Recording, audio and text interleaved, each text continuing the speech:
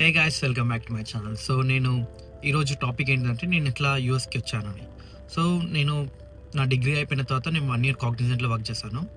So అయిపోయిన తర్వాత నేను ఎప్పటినుంచో ప్లాన్ చేస్తుండే లైక్ మాస్టర్స్కి వెళ్ళాలి, చదువుకోవాలని. అండ్ నేను ఆస్ట్రేలియాకి ట్రై చేశాను, దెన్ యూకేకి వెళ్దామని ట్రై చేశాను.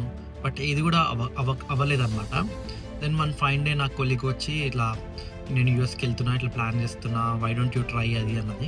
సో నేను కూడా లెట్స్ ట్రై అని చెప్పి నేను కన్సల్టెన్సీ ఎత్తుతున్నా. అప్పటికి నా ఫ్రెండ్ నాతో చదువుకున్న degree friend he's also planning for abroad అనమాట. Then I contacted him like ఎట్లా ప్రాసెస్ ఏంటిది, ఇది ఎట్లా అది అని అడుగుతుండే అనమాట. దెన్ మనోడు అన్నాడు ఇట్లా కన్సల్టెన్సీ ఉంది, సో ఆ కన్సల్టెన్సీ జాయిన్ అయితే వాళ్ళు మనకు అంత పేపర్ వర్క్ అంతా చేసిస్తారు అనమాట. సో దెన్ నేను నోటీస్ పీరియడ్ పెట్టేసా. Then I kept pursuing for masters ఎట్లా జాయిన్ అవ్వాలి, ఎట్లా ఏంటి అని.